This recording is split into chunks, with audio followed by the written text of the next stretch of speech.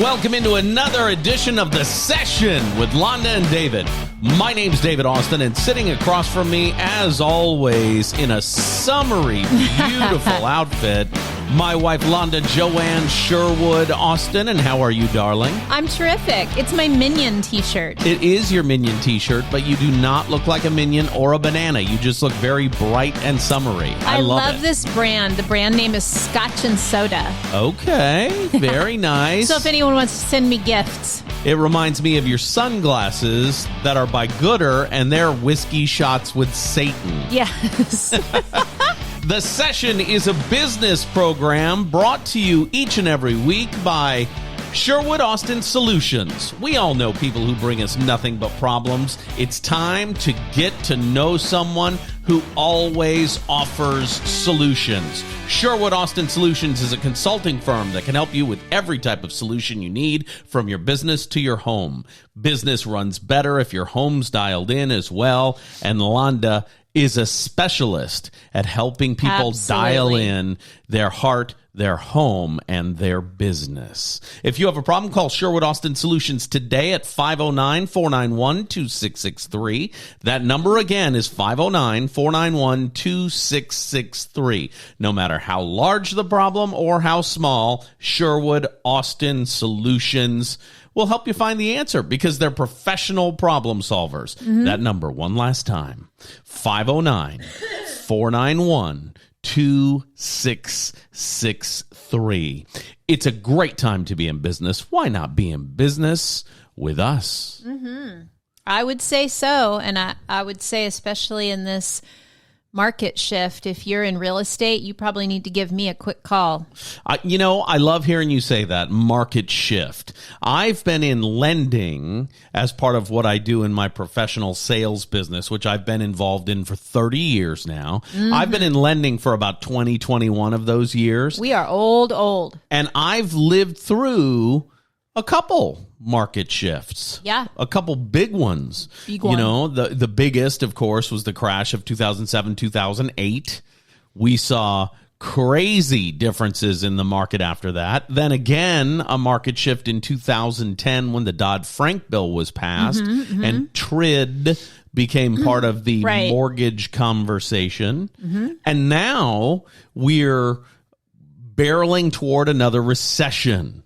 Right. And a lot of people are scared of that, and a lot of people are taking their eye off the ball, and a lot of realtors are not knowing how to handle what's coming. I had a conversation with a realtor this week. Okay. 15-minute conversation, completely turned this person around from scared, freaking out, desperate, don't know what to do. Literally, we talked for 15 minutes, and I gave a couple of ideas, and they are back in focus, back in the saddle, as it were, and heading toward some more successes. Anytime there's any kind of market shift, and you've heard that a lot, you said it, I've said it, the national news media is saying it, people need to do one thing. All people in business during a market shift need to keep their heads down and go to work. That's right. And, that's one of the things that I was saying to this realtor. But it was interesting what they said back to me. Okay. And what they said back to me is, that's so easy, but I never thought of that. Yes. And that's why, I make the big bucks, as it were. But because I see things differently and look at things differently than other people. I met with a new agent in Lafayette, Louisiana on Friday morning for coffee. Nice guy. William is his name. And he is super excited about being a new young realtor. And he wants to do it to build enough capital to actually build a youth athletic training compound. Oh, that's cool. So he's got a super cool reason for wanting to do what he's doing. And, the best thing about young people who have never been through any kind of market ups and market downs is they have no expectations about what the market should look like. They don't know what they don't know, so they just go to work. You know what I mean? And talking to that kid made me remember that no matter what's going on in the world, you have an opportunity to go get your unfair share of the business and use it, take it, profit from it. And that's what's exciting about a market shift, in my opinion. Well, I don't want to tell you everything that I told this realtor because I get paid to do this, but I'll give one thing away for free. Okay. That's going to be really helpful to our listeners, anyone who's functioning in the current market, whether you're a realtor or not.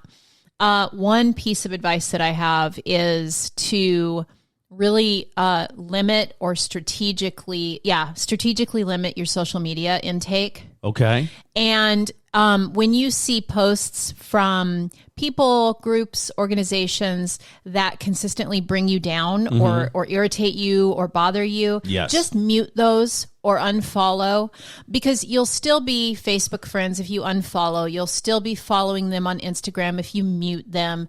There's, you know what I mean? But like in times like this, when you need to really focus in on everything you can to put food on the table, then help yourself with that focus by it's kind of like putting blinders on, you know?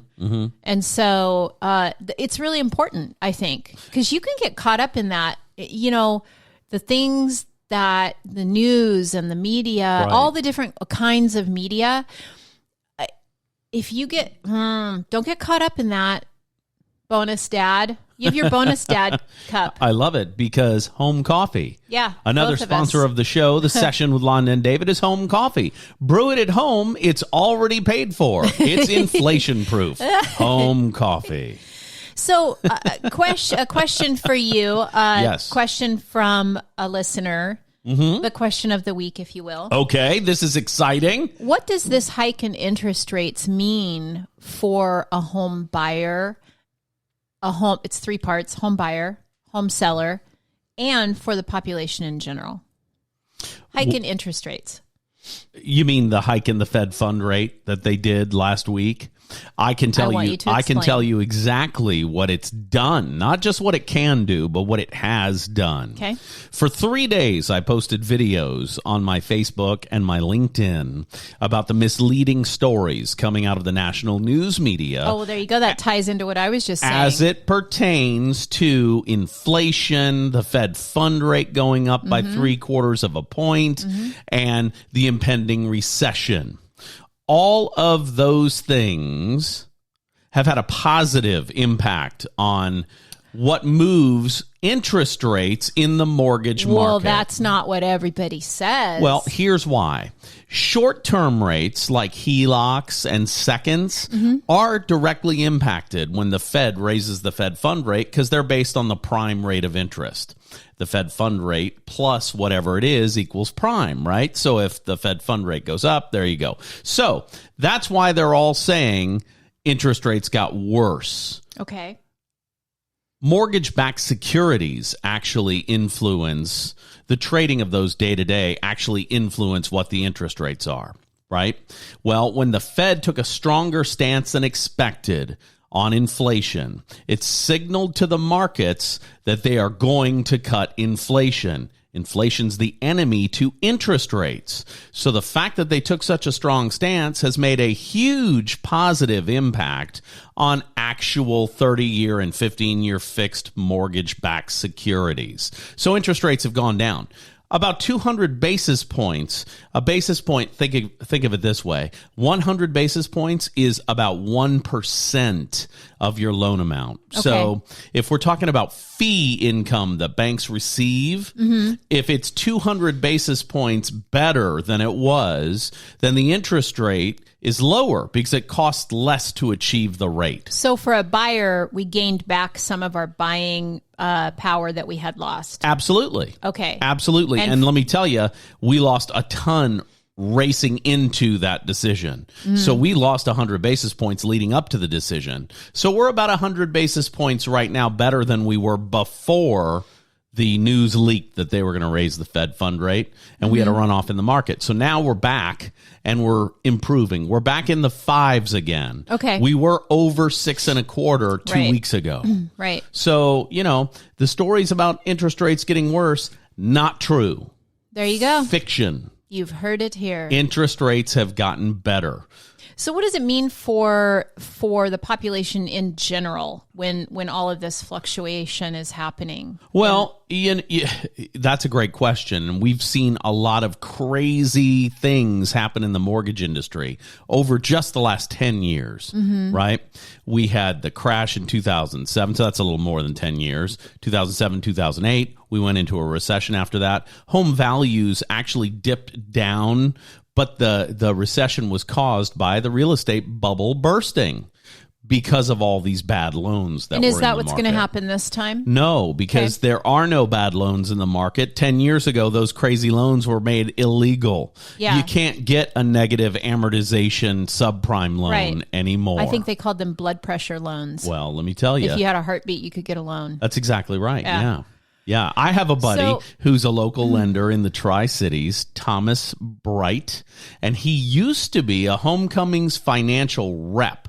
And so what he did was he was the guy I'd call for those crazy subprime loans. Gotcha. And now he's in regular lending because there's no market for that. Okay, so kind of back to my question about what does this mean for the general population? Are we heading into a recession? We are. We're seeing a lot of inflation, shrinkflation, or at least the media is telling us that we are, and I'm feeling it at the grocery store, at the gas pump. Everything's a little more expensive, and when the Fed raises the Fed fund rate, it makes things more expensive. The goal is if we make it expensive enough, people's appetite to buy will go down, and the market will shrink, causing a recession. Okay. Every time the Fed's taken a strong stance in the last 20 years on inflation, a strong stance, we've gone into a recession.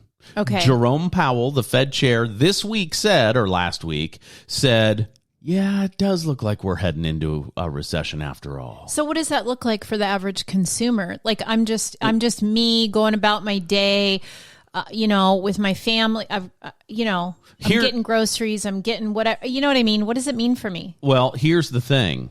It's a stock market problem. It's not a real market problem. Tell me what that means. You've heard what's good for Wall Street isn't always what's good for Main Street. Okay, yeah. Yeah. Inflation is kind of a tax everybody has to pay.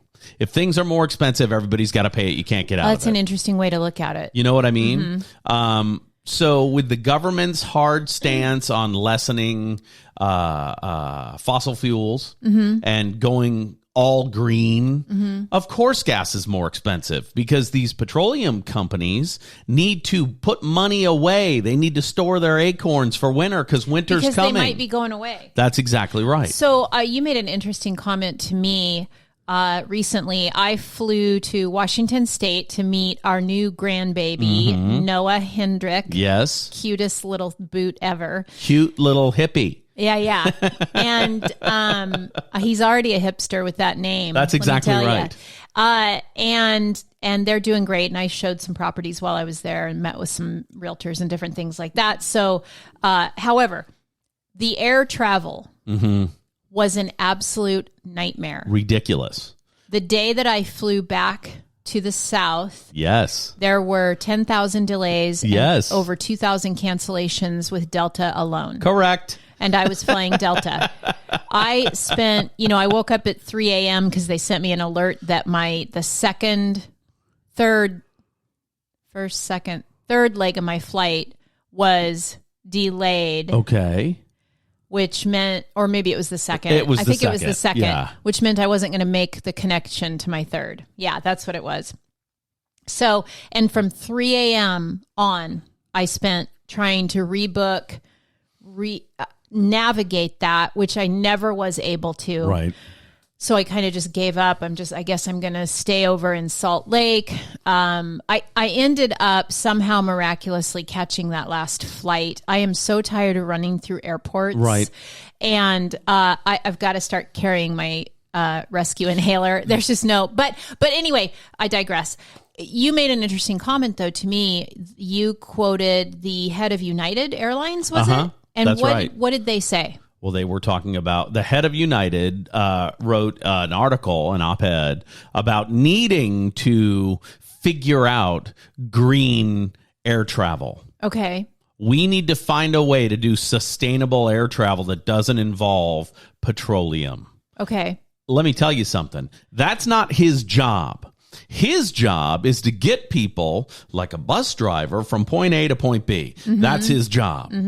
The world will dictate what kind of fuel is available for his planes. So instead of focusing on making it sustainable and green, he needs to focus on getting people from point A to point B on time. He's a logistics expert. That's where his time should be spent. Interesting. That's just my opinion. You know, I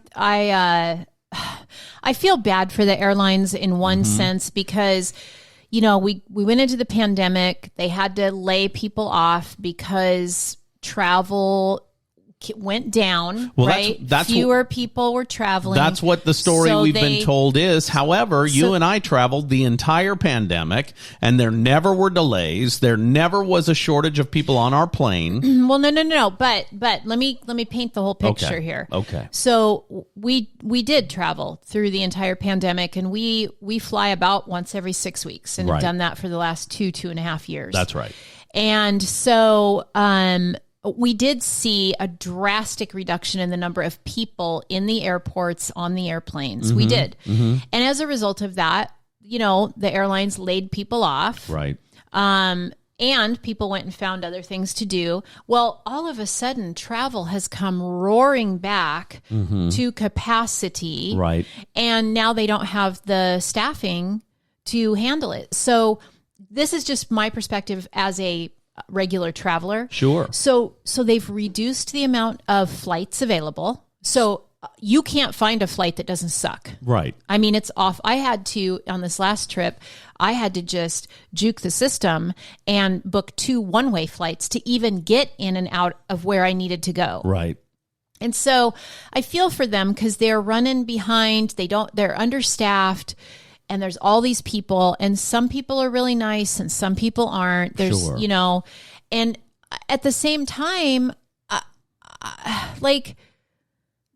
come on, man. And I made a post kind of jabbing at Delta Airlines. I said, Delta Airlines is, you know, like your toxic ex that you keep going back to no matter how many times they mess up. Yeah, and here's the thing. Delta has been, for us, over the entire pandemic, the most dependable airline. Yes. And so I don't understand how they went from helping us through every single flight, not actually canceling a ton of flights. Right. We did fly United a few times, and they did a great job, too. We did, but now it's... Delta has consistently been the best performer for us personally, for the two of us. Yeah. Not the case today, though. And I don't know of any airline that's working at full capacity and being great at what they do. I don't think so. I don't think so at all. The airports were jam-packed with people. It was not a good scene. I will tell you this. Still, the friendliest airport in America with the happiest TSA. Pasco, Washington. Those guys are doing something different there. I don't know what they're doing, maybe they're doing the legal weed. No, because they're federal employees and can't. Again, when I went through, they are cheerful. They're joking. They're having a good time. They're making everybody feel good. They're, you know, and I had to have my bag searched and some different things, and they still make it, you know, like it's not a big deal. Like they're just great. Did you get the full body pat down again this time? I didn't, and that's I was a fun disappointed. that's a fun thing for me to watch in the airport when you get the full body pat down. I like that. No, they patted down my shoulders. Well, they're pretty aggressive. They're strong. Yeah. But this is what I want to say. If you don't have to travel, don't. Well, that's not bad advice because it is a beleaguered system right now. I don't believe it's because of accidental need for layoffs. I believe they too want to profit as much as they can right now. That's why flights are $2,000, $3,000, $4,000 right now. Because they need to store their nuts for winter as well, just in case by 2028 there's no more petroleum industry in America.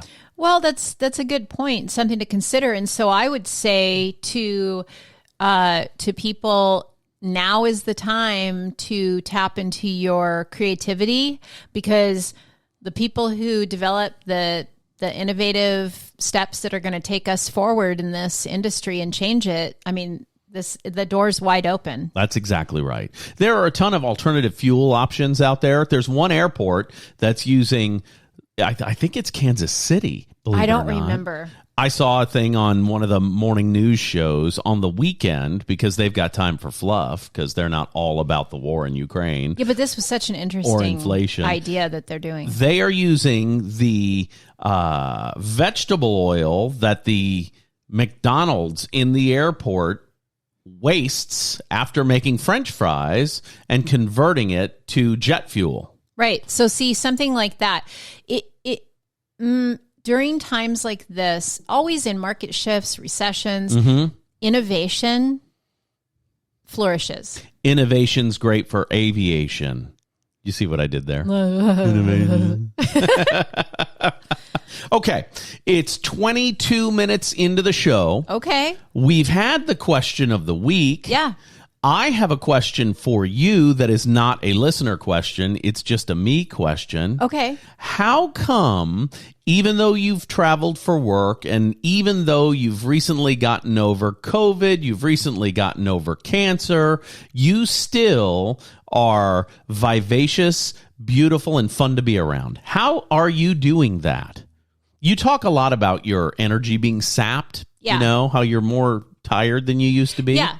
But when you're running... I actually have an answer for you. Okay, go. And it's great advice for anyone listening. Yes.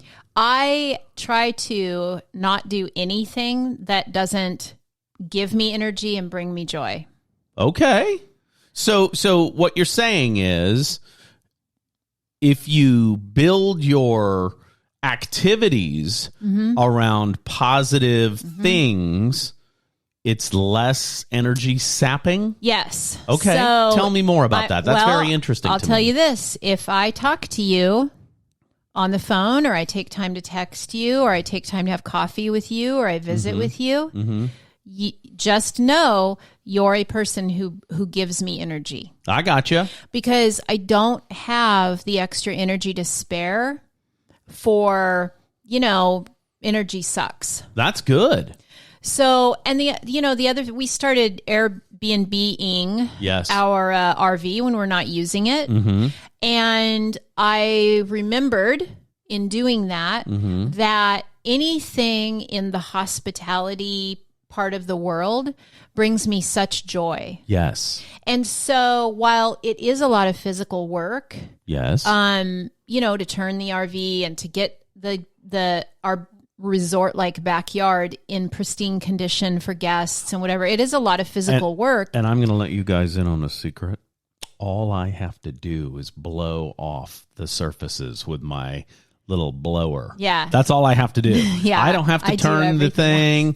I do have to clean the tanks out, but that's, Yeah. So, all of that though, for whatever reason, anything in kind of that hospitality genre has always just lit me up. And in fact, we hosted a brunch a couple weeks ago, and I was up, early in the morning in the kitchen, bouncing around and cooking and making scones and different things. And you even commented about how happy I was and how joyful and so I think that, I work very closely with my doctor on my hormones and my vitamin therapy and all of that kind of thing. Sure. My diet is pretty dialed in until I get mad and eat ice cream for lunch, which does happen sometimes, but then I pay for it. And I protect myself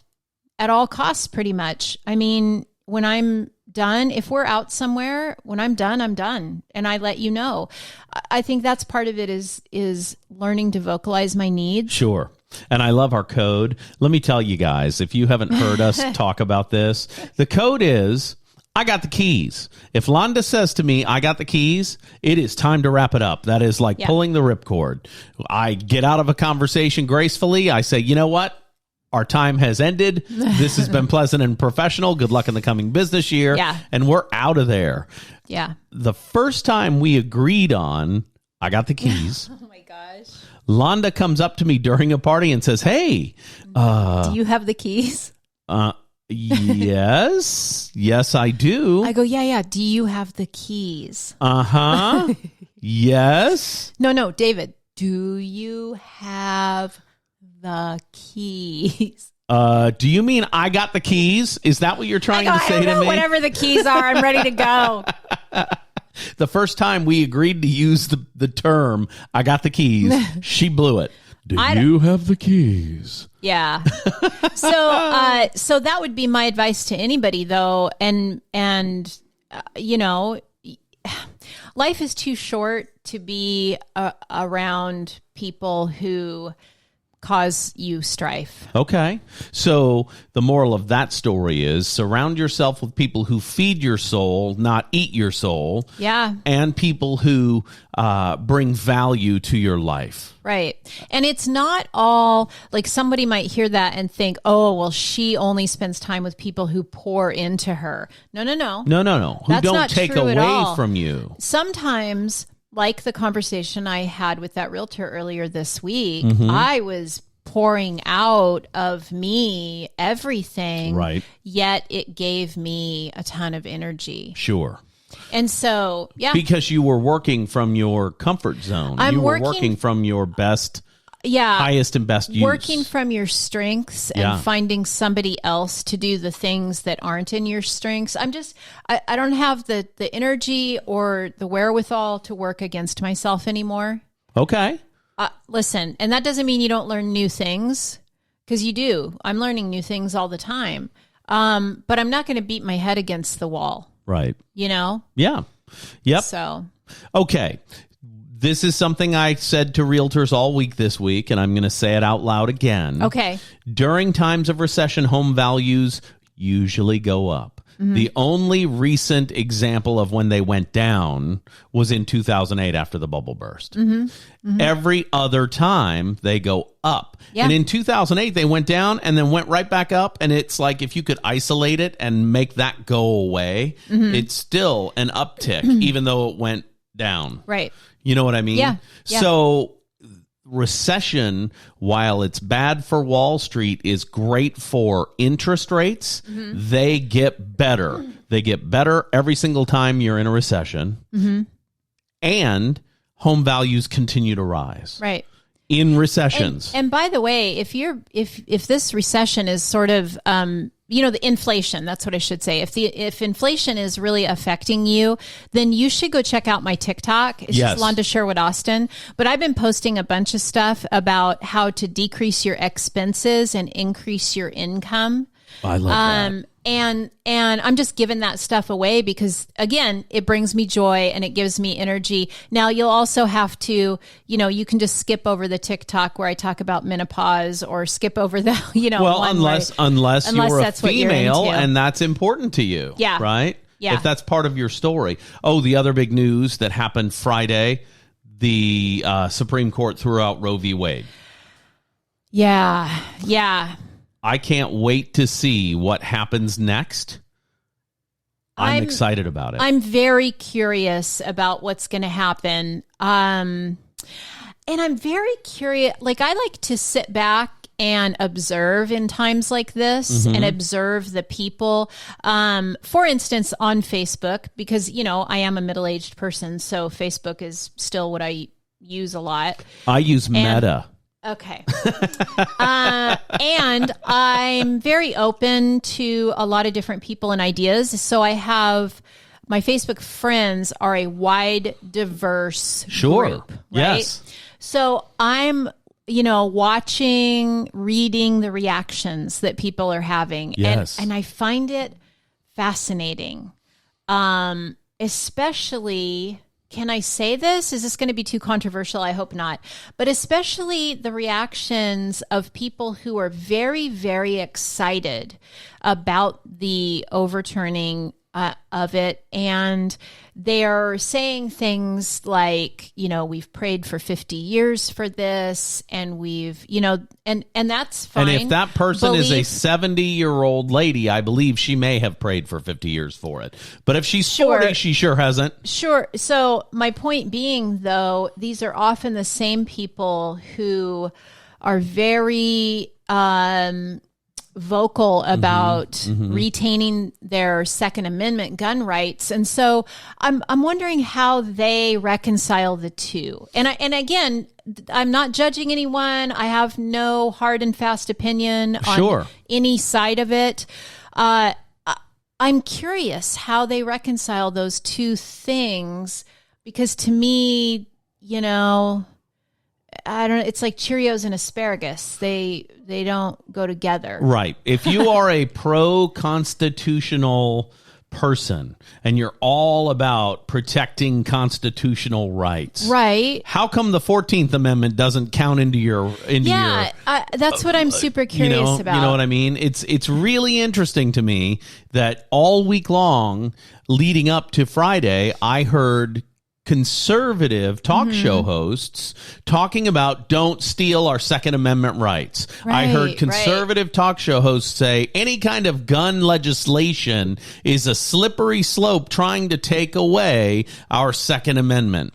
Right. All week long. However, today, every national conservative talk show host was going on and on about how the war has been won. Yeah, so that's exactly my question. It's really interesting, and I've said this on the show here. If you don't support the 14th Amendment, you can't support the Second Amendment. All of the amendments matter if you're a constitutionalist. Well, I guess my question would be, I guess you can, and if you do, how do you reconcile that? That's my question. And I'd like to know that. And I'd be interested to talk with someone who'd be willing to have that discussion. And I can tell you why I don't have a personal opinion on it. Because I don't get one. I'm a middle-aged white man. I don't get to tell anybody else how to run their lives. Yeah. That's just how I see myself. It's the same kind of weird idea that I don't understand. There was our daughter Caitlin shared a post about a woman in, I think it was Othello, Washington, was at a water park, and made some big post on social media about a teenage girl in a thong bikini and how is this okay, and ranting and raving about this whole thing. Well, then the supposed teenage girl actually saw her post and commented and said, "Hi, I'm that person that you saw today. Thank you for the compliment. I'm actually 22. And I've really struggled with my body image for years and years. And I decided to wear just a normal bikini to the water park today. And I felt really good about it. It's not a thong bikini. It's just a normal bikini, blah, blah, blah." And then the person who posted the original post ranting and raving about it deleted it. But this girl had already screenshot it. And that's what our daughter Caitlin shared. And I guess I don't understand that issue either, because again, back to my energy, back to two opposing things. How do you believe in two opposing ideas? Right. Just like the 14th Amendment and the Second Amendment. Right. How do you believe in one, not the other? So the woman who made this original post is somehow involved with pageants. Right.